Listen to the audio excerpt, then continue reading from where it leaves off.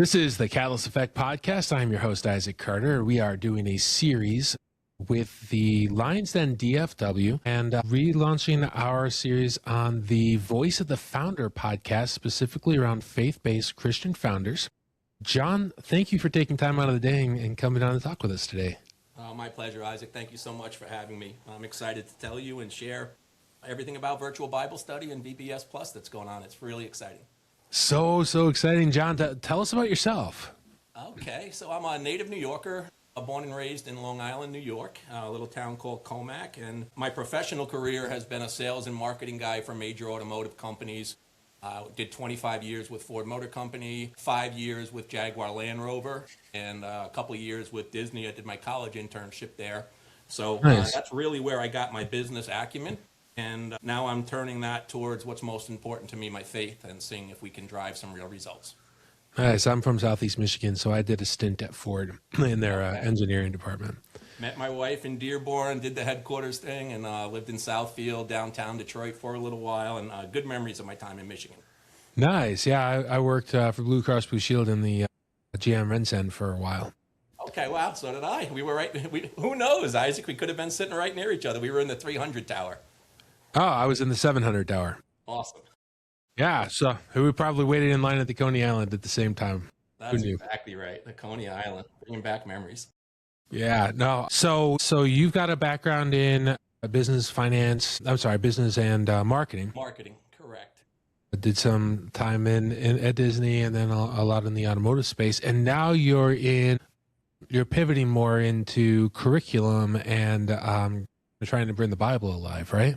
Yeah, that's exactly right. So it's all about digital, high tech, and it's about appealing to younger audiences. So I've spent the better part of the last 18 months researching Millennials and Gen Zs and what their wants and needs are. We found out an awful lot of good things. The very interesting thing about virtual Bible study is we were fortunate enough to get 500,000 users, 500,000 organic users with no advertising, and Google Analytics makes it very easy to dig into that and say, who's finding the content that we're providing? And I expected it to be an older generation like I see in brick and mortar churches as I go around. But no, it was the exact opposite. 2/3 Millennials and Gen Zs, 2/3 female audience, half in the United States, 20% in Asia Pacific, 20% in Africa with no advertising. So there's a big demand for it. And once we realized the demand was big enough to take this hobby of mine and turn it into a business, was, well, what are their wants and needs and how can we deliver the absolute best product for them? And through accelerated programs like the Founder Institute, their funding lab, they really harken in on the wants and needs of the clients. And it comes down to just two things for VBS. They want the ability to work together and collaborate. It's second nature to them. They've been doing it their whole lives.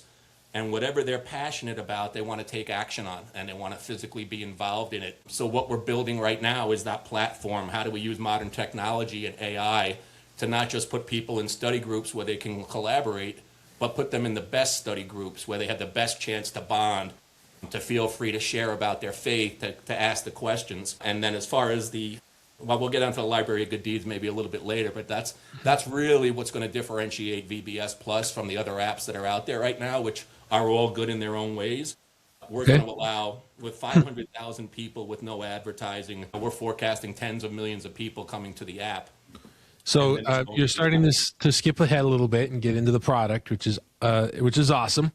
Okay. But let's step back a little bit and talk about the audience. So you're finding younger people that are wanting to be able to engage with other people about their faith. And I'm expecting some of these are seekers where they're curious or they're trying to either discover and understand their own faith, or they're maybe younger in the faith wanting to develop. Have you looked into that? Yeah, it covers the spectrum, just like it would in a brick and mortar church. We got people that are just curious and are searching. We got people that have had a bad experience in their faith lives and are looking for something different, and everything in between. But the number one search out of all the lessons that we've done is, how do I get to heaven? And that kind of intuitively tells you. People are out there thinking about what it's like, what the afterlife is like, what it might mean for them, and trying to decide what they believe. So we're trying to develop a curriculum, give them all the information that they need, let them come to their own decisions about their faith, but provide an audience for them to talk, to emote, That's awesome. to share their feelings if they would like to. And then we're going to challenge them to do something about their faith, to be actual doers of the word, not just hearers of the word, which It's is amazing. part of what we're all about. So your customer is typically VBS customers is the church. It sounds like the church is not your customer. It sounds like seekers and individuals are your customer. Is that right? It's going to be both. So we've got a plan to reach after those that want to go it alone or are very new to their faith, but we're also going to license to Christian universities. I've got a big meeting coming up with Liberty University next month. Nice. I think this would be a great tool for their student base to get behind or maybe get involved with one of our beta products. So I think we're going to see both, but our mission is absolutely we're going to reach out to people. They can do it alone, but also give them a chance to work through their local universities and their local churches. There may be study groups that are already formed that have 10 people in the group, and they can just use our guided curriculum to make it better, to enhance it, and kind of use it as bumpers for them to go through their normal faith. So I think it'll be both. So one of my startups, we have a venture studio, and one of our startups is called Mission Play, which is a fundraising and mobilization platform for mission trips and missionaries to help build their donor base. Well, one thing that I hear a lot from these folks is, we're going to Guatemala. What are we going to teach when we're there? And they don't have, a lot of times, they're not going to bring a lot of printed materials. I know folks that are going into Pakistan, they're not bringing printed materials. They need something that they can engage, but then also now, thank God, the whole vacationing missionary, where you're going on a 10-day vacation and then you're going home and you never talk to those people again, that's falling out of favor. And what you're more looking for is connections. You're meeting with people, and then you're able to have a long-term impact on them one way or another. Sounds like you may have some native features that support that. Yeah, I'll tell you a quick story, Isaac. This was one of the best stories in the years that I've been working on this. I had a gentleman in Northwest Africa that would walk, I think it was 30 minutes to get to a place that had Wi-Fi and where his little congregation would meet, and he would give the lessons. So I was writing a lesson a night with my wife in our sunroom sitting there, and I typed it out that night. And the next morning I heard from him that he had writer's block. And when he walked the 30 miles and he got there, he didn't know what he was going to preach on. So he pulled the lesson of the day off a virtual Bible study. He delivered a sermon on a lesson that didn't exist 24 hours ago. And it was on the other side of the world. And he walked half an hour to get there. And I said, how neat is that? And it just kind of opened up my mind to start thinking bigger and bigger and bigger. How much can we do with this technology, where before we had to have a physical presence, fly into an area, and there's nothing like that. But we can potentially reach tens of millions of people at the click of a button and give them really challenging lessons. It's not your father's Bible study, but one of the most important lessons, my personal favorite, is why do bad things happen to good people? And where was a loving God when fill in the blank? All of us have been through stuff. We've been through tragedies. Yep. And if we can't answer that question for ourselves, it's going to either hurt our faith or it's going to destroy our faith. So I spent a long time reflecting. I've been through 2 tragedies in my life, 9/11 and Sandy Hook, real close to me, my family, and my community. And I had to answer those questions for myself. Where was God on those days? And how could a loving God allow that to happen? And, the best way to learn something is to teach it. So all the research that I did, and now I'm great. I am at peace with that. I've answered the questions for myself. And I thought, how much good can you do in the world if you throw that out there, give all the relevant scriptures that back it up, give them someone to talk about it. This is what I read, but really important, what do you think about it? You just read it too.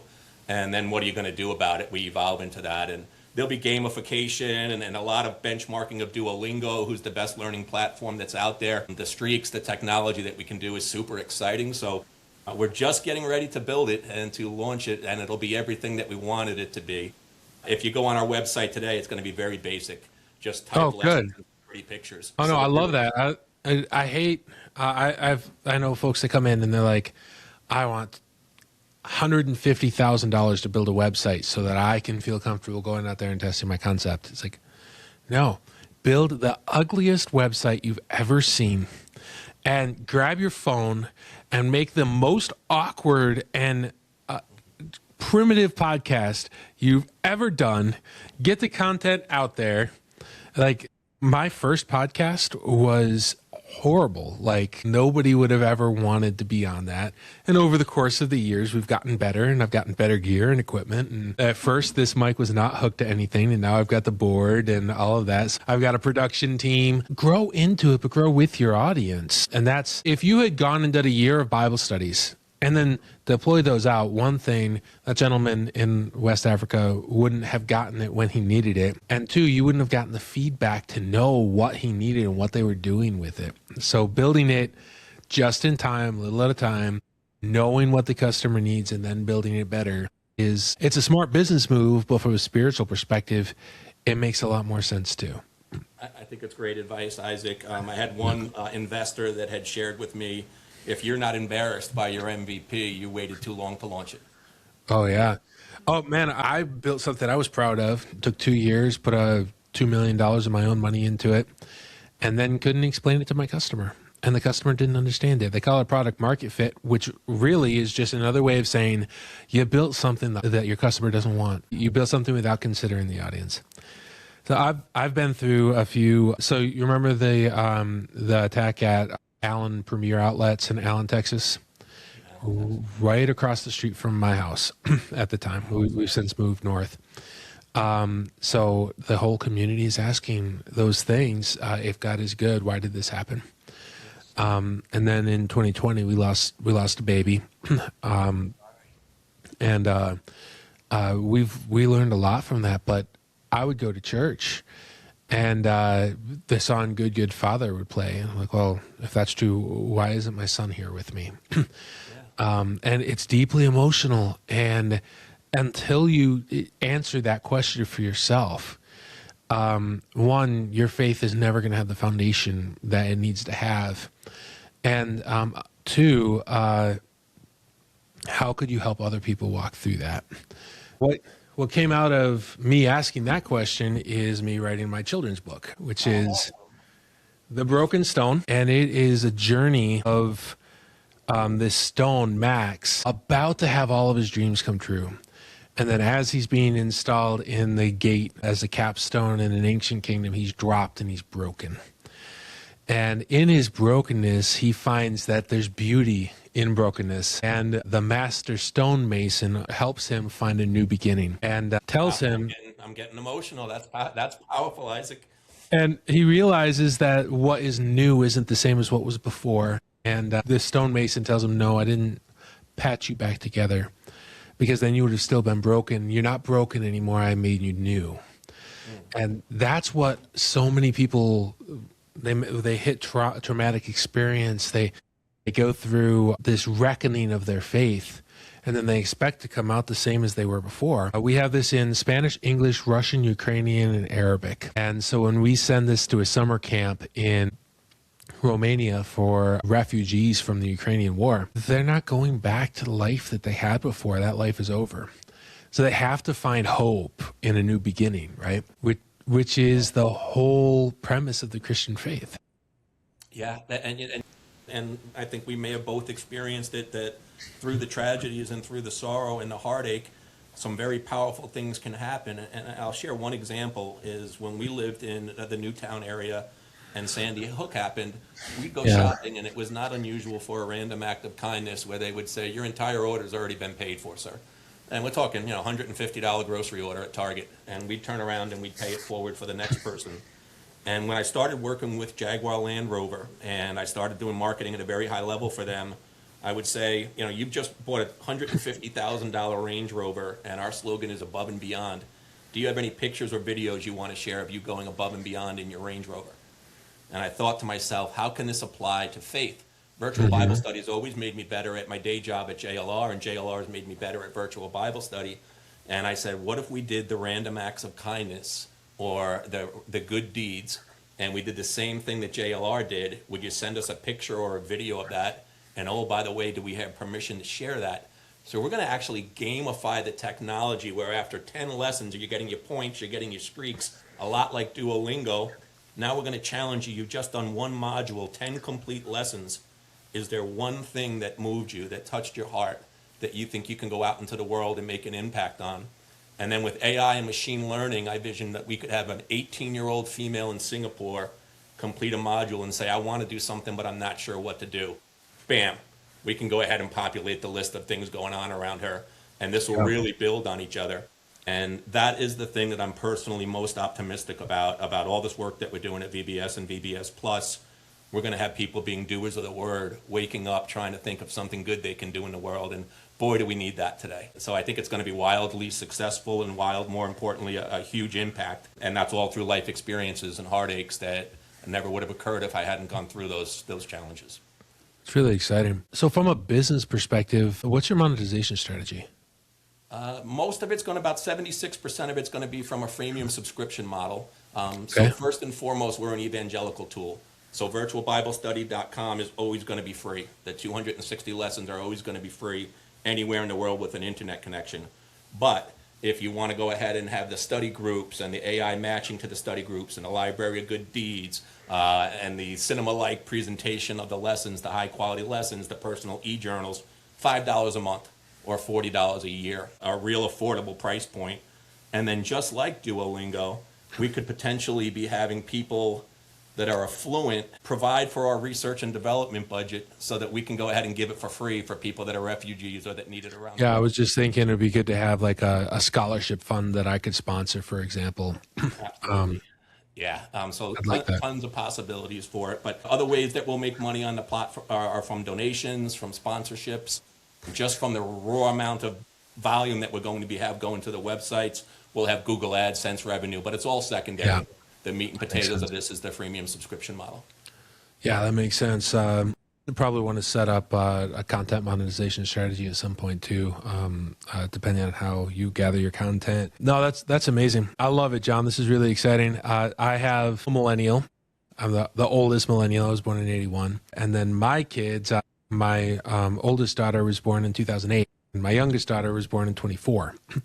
So I have across generations, and my oldest daughter is about to graduate from high school, and she wants to go into college. And what are we going to do to make sure that she still has a community, that she's still moving forward in her faith? Hey, guess what? At 18 years old, you might have a lot of things figured out, but you don't have your faith figured out yet. Sorry. And as my younger kids are coming up, how do I make sure that they've got continuity in their faith? And so it's something that's where I'm still growing in my faith, and I've been talking a lot about over the last year or so. I've been going through sobriety and a re-entry into the church and refocusing on growing my spiritual man and my relationship with God. So I'm learning and teaching and parenting and mentoring all at the same time and having more resources. There's an app called Domo that has been really powerful for us. They don't have any plans for families. They don't have a way for us to go in and set up so that we're all on our own journey, and there's no community element there. It's just, here's the app, take the study. And I think that's a real missing component there. Yeah, I think it's the next level, the next evolution of faith, where we had the brick and mortar. I don't think they'll ever go away, nor should they. There's nothing like it. Yeah, no. Then they tried to digitalize it, but the digitalization was just what you described, kind of a stagnant app that you kind of read it and you kind of go, okay. But nothing that guides you through a faith-based life or faith-based community where you're waking up and you've got friends, you've got people you can reach out to. I'm struggling with this right now. I'm looking at this scripture. How can that be? Because this is happening to me right now. And you get a chance to walk through those people. And then for me personally, then I will sit down after I contemplate a lesson and go through the curriculum and say, what does it mean to me? And do I want to do anything about it? And I'll share real quickly. This all started from a Bible study with my mom. We read the book of Psalms, 150 chapters and 150 nights. I had been relocated to Philly from New York. My family was still back in New York. And I was lonely. And I said, Mom, you want to study one chapter a night? Night 119 must have been really long. What's that? Night 119 was probably really long. Yes, that's exactly right. Good man. But I would write in there after we read the lesson. It would take 5 minutes, and then I would just write down what I thought and what I was going through and how what I read applied to it. A lot of times it didn't, but sometimes it did. And when I went back and read it, I said, I hope that my daughter sometimes reads this. I'm going to leave her the Bible, and she's going to say, Dad was going through this. He was in this scripture, and this is the way he acted, and this is why. My great-grandmother's Bible is still in the family, and people still read her notes. A great-great-grandmother. She was an immigrant from Scotland, and we still have her Bible. It came through. She left after World War I. So there's comments in there that are very relevant to struggles that her and her family went through with potato famines and war, and the place where she found her solace in the Word, and then seeing that come down to today, right? It's amazing. It's surprising. There's 260 chapters in the New Testament. So at one a night, I would get through the whole New Testament in 9 months, and I'd do it over again and over again. And I did it 8 times.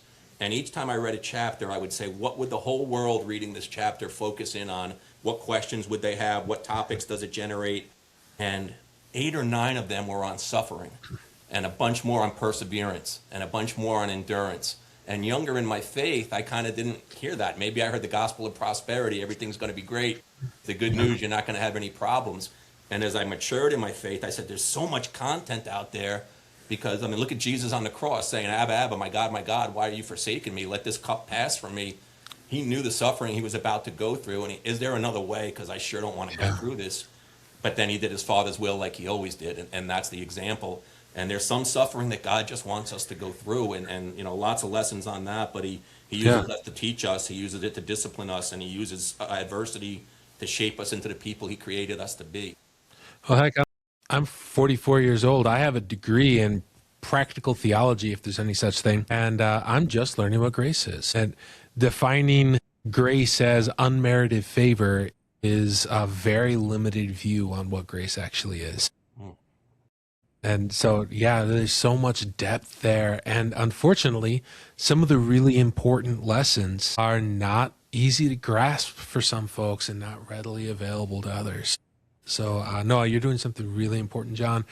We are a little bit over. So how do people find you, John? Easiest way right now would go to virtualbiblestudy.com. If you just Google search Virtual Bible Study, we almost always come up number 1. There's a way you can contact. I'll read every message that goes through on that. If you want to be on our waiting list, you can put that in a message. My email address is johnb@virtualbiblestudy.com. As we anticipate launching VBS Plus with all these features and benefits late 2026, Lord willing. And we've already got 500 people on the waiting list, so if you want to be added to that, let us know. And when we are ready for the launch, we'll go ahead and make sure we reach out to you. But I'm here. I read every single message. I'm here to help any way that I can. If anybody out there listening has any questions about their faith, please reach out. I would love to help. Awesome.